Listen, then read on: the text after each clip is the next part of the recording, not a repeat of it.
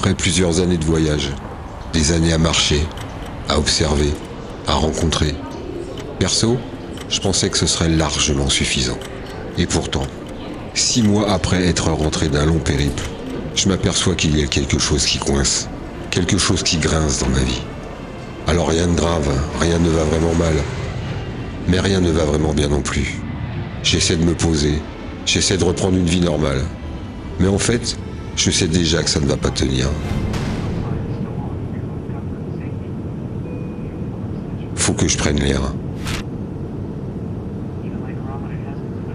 Partir, ce n'est pas fuir.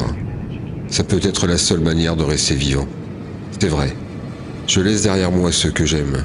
Et c'est précisément pour ça que je pars. De toute façon, si je reste, je m'éteins. Et je ne veux pas être quelqu'un qui survit, là où il devrait respirer. Je crois que c'est ce qu'on appelle l'égoïsme. Et c'est vrai, un égoïste, c'est quelqu'un qui ne pense pas qu'à moi.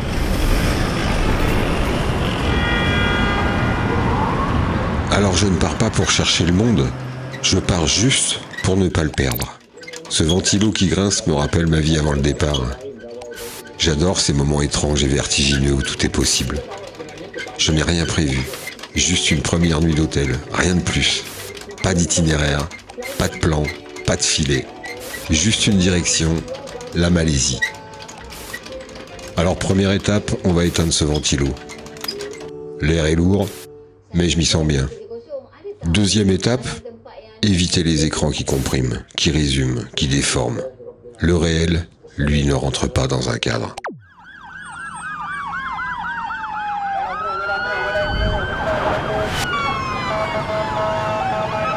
Je pars comme on reprend son souffle et retrouver tout ce qui n'existe plus dans mon quotidien. Mon corps redevient en alerte, l'inconnu est mon monde. Enfin, je redeviens un étranger. On me sourit, on me regarde, on me parle. Mon esprit bascule et passe en mode découverte. Je n'ai plus vraiment la main, je me laisse emmener. L'élan m'emmène parfois là où il ne faudrait pas aller, mais c'est le jeu. L'inconnu n'est pas fait que de coton et de moquettes. Et on ne traverse pas le monde avec de simples chaussons. Ce matin, je ne cherche rien de précis, je suis ouvert. Ouvert à ce qui m'arrive. Même ouvert à ce qui me dérange, c'est pour te dire.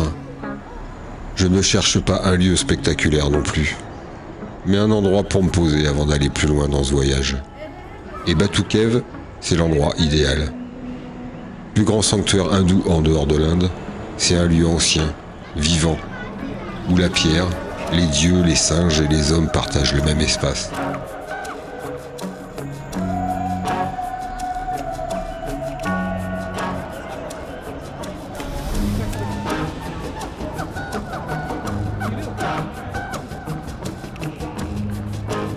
Ces marches qui sont censées amener au sacré me servent à me dépouiller de toutes ces choses qui grincent dans ma vie.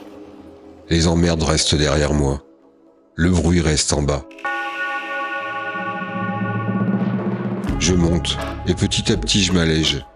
Je me vide de tout ce qui prend trop de place dans la tête. Je ne monte pas pour l'effort, je monte pour le rythme, pour me remettre à la bonne cadence. Je ne prie pas non plus, je ne demande rien. Je suis là, et ça suffit.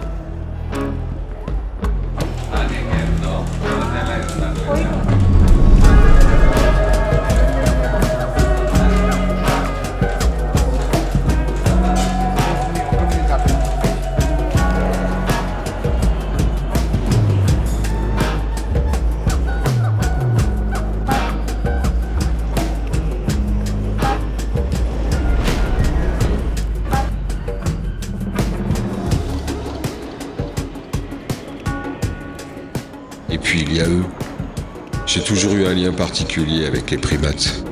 Je ne les vois pas comme des cousins lointains, mais plutôt comme des frères. Peut-être parce que contrairement à nous, ils ne jouent pas un rôle, ils ne trichent pas. Ils ne cherchent pas à se placer au-dessus du reste du vivant. Je ne pouvais pas venir ici sans passer voir Hanuman, le dieu singe. Il incarne la force, la fidélité, le mouvement. Hanuman ne domine rien, il accompagne. Il y a une phrase qui me revient souvent. Les singes pleurent pour les autres, jamais pour eux-mêmes. Je ne sais pas si elle est vraie, Mais quand je regarde notre monde, je me demande parfois si nous sommes encore capables de pleurer pour autre chose que nous-mêmes. Après ces instants de plénitude, retour dans le chaos de Kuala Lumpur pour passer une dernière nuit. Les grandes villes, c'est du spectacle, ça déborde. Les gens, les lumières, les bruits, tout circule en même temps. Ici, tout monte, tout s'élève, tout se reflète. On dirait que c'est une ville qui se regarde elle-même. Tout cherche à dominer le ciel.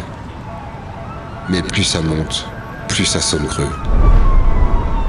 Le temps ralentit, puis un souffle me dit qu'il est temps de quitter la verticalité, d'aller voir ailleurs.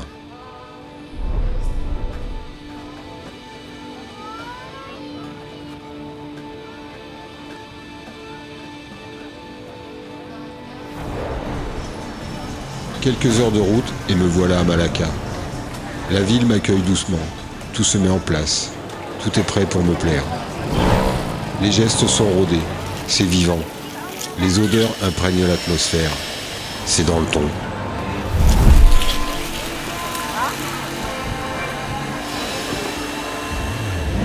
On cuit tout ce qui peut l'être. Certains stands sentent bon la tourista, mais il y a aussi des pépites culinaires.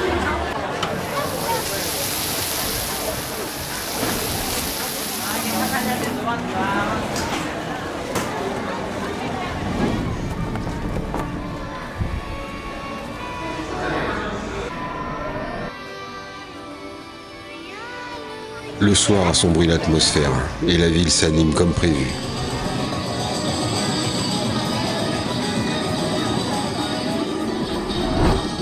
Alors ça brille, ça circule, ça divertit, ça fait du bruit. C'est kitsch. Alors je profite, je regarde, j'apprécie, mais je ne m'attarde pas. Alors je ne te cache pas que j'attends autre chose de ce voyage.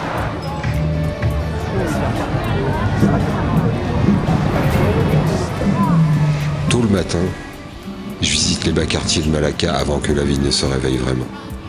Toujours à l'affût du bon plan ou de la belle photo, je m'aperçois que je viens de perdre mon permis de conduire, les 2 cartes de crédit, la carte vitale et la carte d'identité. Ouais, j'ai fait un strike ce jour-là.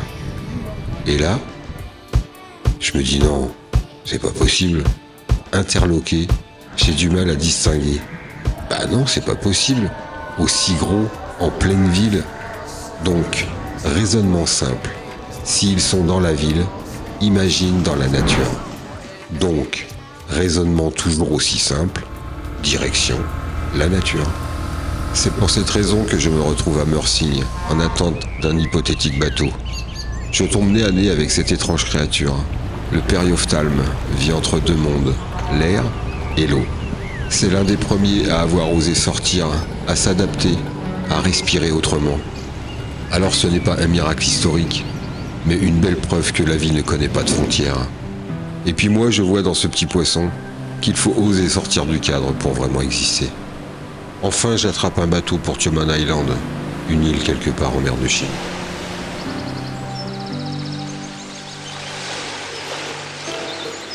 Mais bordel, y a-t-il encore un endroit dans ce monde où notre trace n'est pas visible? Moi qui rêvais de nature inexplorée, je tombe d'un étage. Allez, emmène-moi aussi loin que tu peux, ok? Je veux du vert, j'ai envie de me perdre.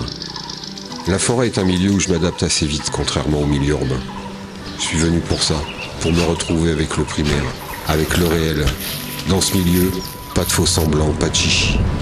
T'es tout seul dans ton short. Le chahut ambiant autour de moi m'électrise.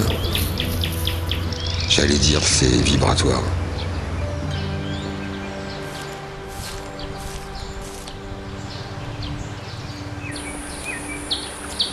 Bon, ça fait 2 heures que je marche et toujours pas trouvé mon serpent. Bon, je sais qu'il y en a là ici. Alors je vais te dire ce que je cherche comme serpent, c'est un peu genre, tu sais, le serpent qui se mord la queue. Les varans apparaissent au loin, immobiles. J'attends. Je suis pas venu ici pour goûter l'eau des pâtes. Je veux ces plans de varans coûte que coûte. Ces moments indescriptibles sont pour moi des shoots d'adrénaline intense. Pourtant, je suis collé dans la vase, piqué par les fourmis, dévoré par les moustiques. C'est vrai, c'est inconfortable. Mais après quelques heures, je fais partie du décor. Ils sont à côté. Je les regarde, ils me regardent. Et là, tout disparaît. L'inconfort, le temps, le reste du monde. Il ne me reste qu'une chose, être là. Simplement là. Et c'est exactement pour ça que je suis venu. No risques, no fun.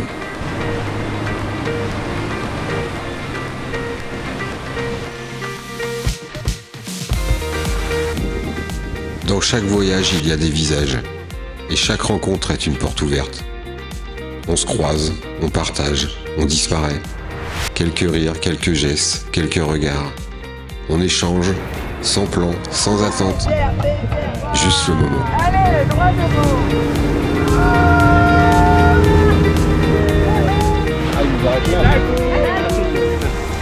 Bon, des questions cool, non? Et ces instants imprévus deviennent des souvenirs qui collent à la peau. On ne sait jamais qui restera, qui partira, mais chaque rencontre éclaire un peu plus ce voyage en solo. Je quitte la péninsule pour rejoindre l'île de Bornéo. Miri n'est qu'une étape, mais une étape importante pour moi. Dans un coin de ma tête, une idée commence à germer. Je ne sais pas comment elle prendra forme, mais je sens qu'elle pourrait changer la suite du voyage. Je m'arrête au temple de Hailongsi. Pas pour demander quelque chose, juste pour me poser. Ici, le maître c'est Bouddha, Siddhartha en sanskrit, celui qui a atteint son but. Moi j'aimerais bien faire la même chose. Que la route soit fluide, que les rencontres soient justes, et que ce qui doit se faire se fasse sans résistance. Ce sont mes seuls souhaits. J'avais besoin de ce moment-là à ce stade du voyage. Parfois, se rendre disponible suffit à ouvrir le chemin et l'esprit. Ouais, je crois que je la tiens, mon idée.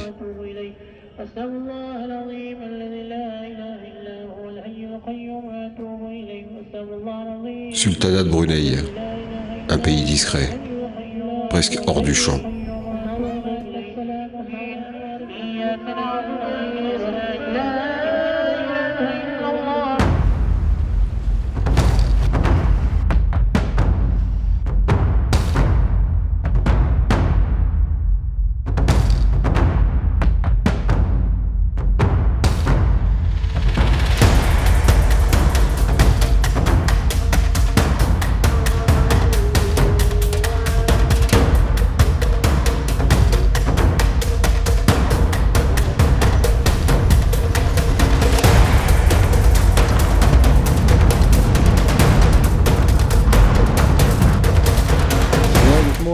$1. $1? This one? No, small. Small? Yeah, Small? yeah. $5? No. Ten. 50. Ah, 50. Okay. $5. $1. Just one. No, No money. Yeah, dirty. Brunei money. Ah, yes, okay. No, Malaysia money. Malaysia? Oh, Okay, so. this one, $1. Yes. Okay. Ouh, il m'a pris la tête lui avec ses pièces. De toute façon, j'y retournerai plus, t'as vu le chemin?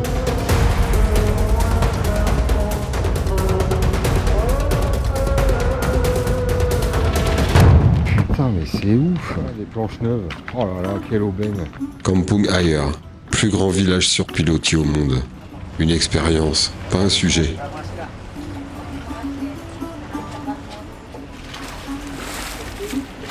Ça fait déjà plusieurs semaines que je suis parti. Il est temps de me rapprocher de notre point de rencontre avec mes amours. Et sans vraiment réfléchir plus longtemps, je poursuis mon idée de rejoindre ce que j'aime à 1600 km de là, jusqu'à Kuching. Mais pas par la route, ni par les airs, simplement en traversant la forêt au fil de l'eau, en prenant tout ce qui flotte, pirogue, bateau, hors bord, peu importe, je prends.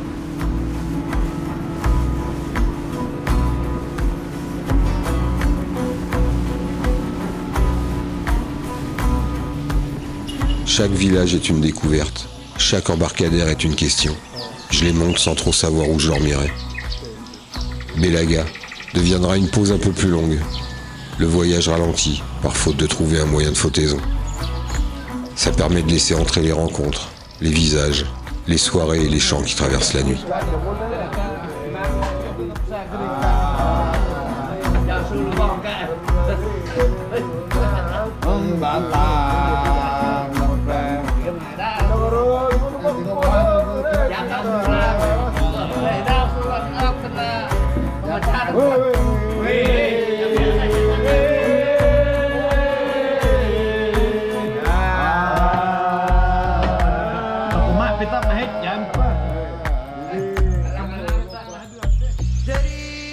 Après avoir trouvé un nouveau moyen de transport, la route d'eau continue.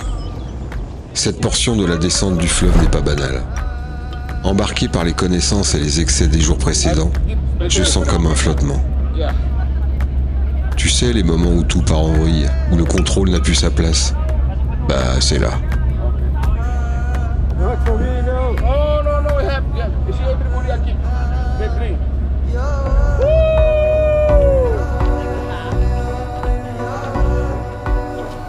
La halte se fera à Punamba, un village au bout du fleuve.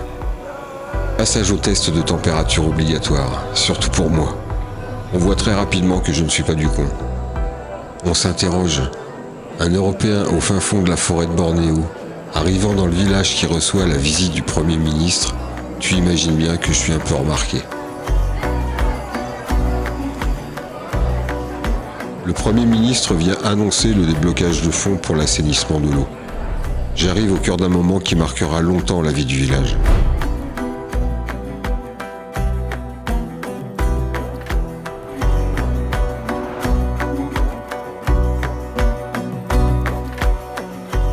Je n'ai pas en tête de lui voler la vedette, mais je dois reconnaître que je suis reçu comme un roi.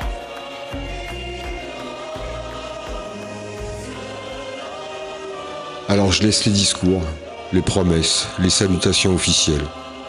Moi, je ne fais que passer. Si tu veux, je te le présente rapidement. Écoute bien, ça vaut le détour. Ahmad Zahid Hamidi, docteur de son état, nommé vice-premier ministre en 2015. Il est arrêté en 2018 et inculpé pour corruption. En 2021, son nom apparaît dans les Pandora Papers. Début 2022, il est condamné pour de multiples chefs d'accusation comme complot, corruption, pot de vin, détournement, vol et blanchiment d'argent, puis fin 2022, il est nommé ministre au développement rural de la Malaisie. Et enfin, en 2025, il est nommé Premier ministre. Moi je dis chapeau à l'artiste. Marcher sur la tête de ses semblables sans vaciller, construire son bonheur personnel sur le dos des autres, et continuer à serrer les mains de ceux qu'il est en train de voler sans trembler, là c'est du haut vol. Je dirais même que c'est de la haute voltige. Bon, mon chemin continue, le fleuve lui ne s'arrête pas, et moi non plus.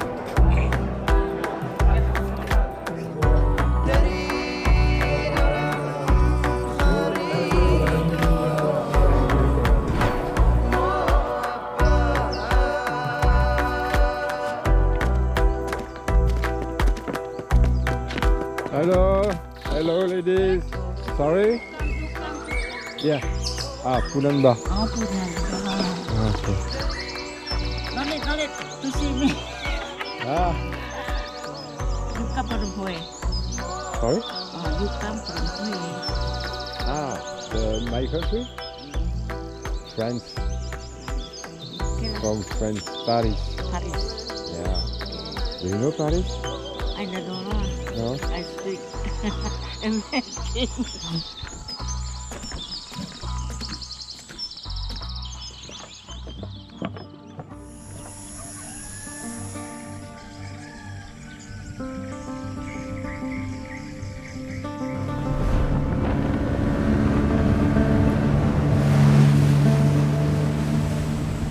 Les rives défilent, les visages s'illuminent, les regards sont francs.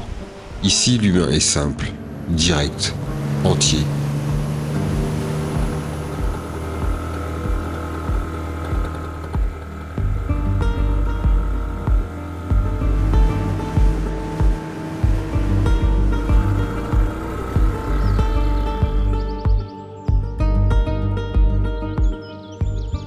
Un repas partagé, Un sourire sans calcul, authentique, vrai, accessible. Ya Dayak, ni Dayak.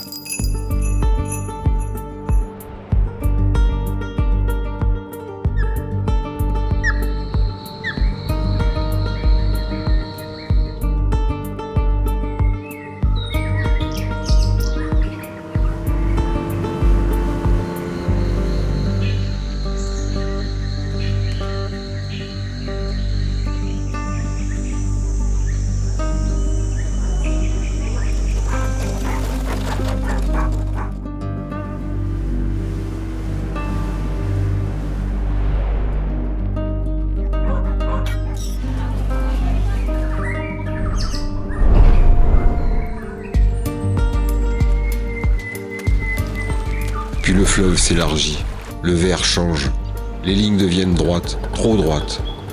Des kilomètres de palmes plantées au cordeau, le vivant rangé, exploité, monnayé. Comme cet éléphant nain sauvage de Bornéo que j'ai la chance de croiser, il n'en reste qu'un millier, autant dire la fin de cette espèce. L'homme prend, découpe, assèche, épuise. Il ne cohabite pas. Il remplace.